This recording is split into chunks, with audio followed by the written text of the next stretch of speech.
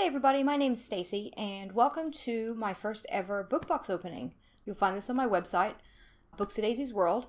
It's actually under a separate blog which is called I Read Books Like You, Breathe Air. This is a subscription box that I get every month from a company called the Bookworm Box. I love these guys because not only do I get books every month, but I also get to support a charity.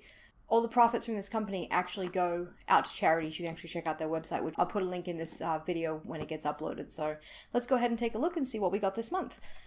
So this one I think was from, this might have been April's box, May's box, it actually says May's box. And in the top, the cool thing about it, they always tell you how much they've donated. So in April, they donated $40,000. And let's see if it says to. Doesn't say who on this one, but anyways, that's pretty cool that they tell you every month how much the previous month was able to donate. So the May box is this one we have. And we have, oh, that's pretty cool. Waterproof pouch, perfect for the summer.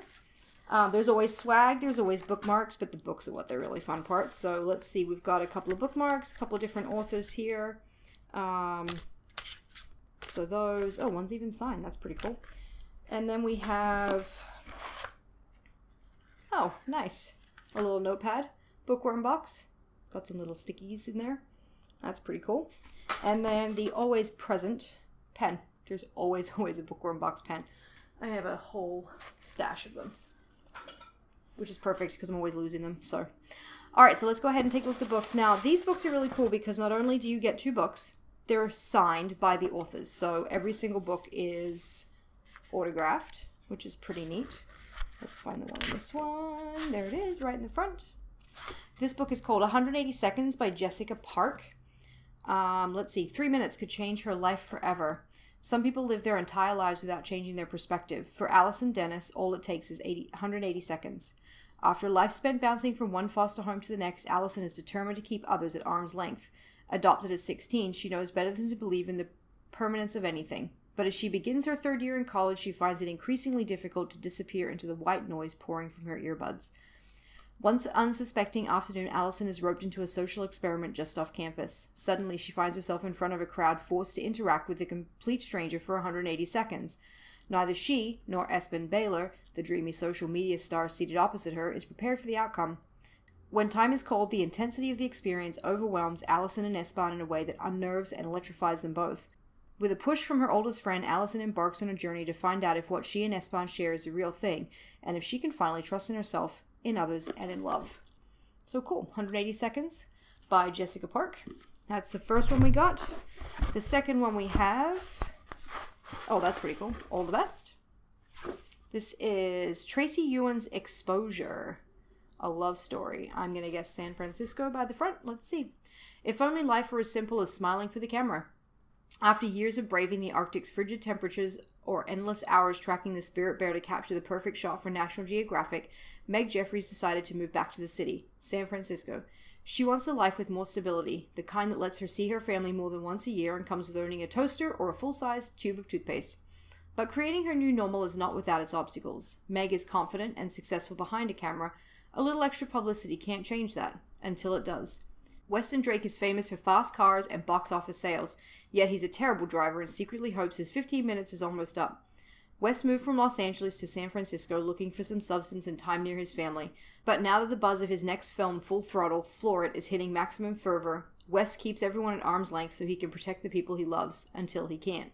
When the public mistakes a simple kiss on the cheek for a budding romance, Meg and Wes are caught in a media frenzy. Somewhere amid the backseat getaways and plastered smiles, Meg discovers the man behind the glossy photographs, and Wes wonders how he'll ever let her go once the cameras stop rolling. Love is never simple, especially when the world's watching. How much are the 2 people willing to expose for a chance of a truly happily ever after? Cool, so May's box, 180 Seconds by Jessica Park, and Exposure by Tracy Ewens. And I'll have links up to these books and the author's websites in the bottom of this video. So that's May's box, and like I said, I have 2 because I hoarded my box.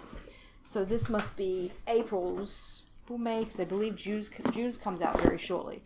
So let's see what April's has in it.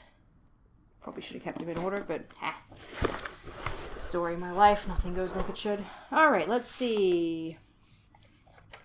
So 2 years, April.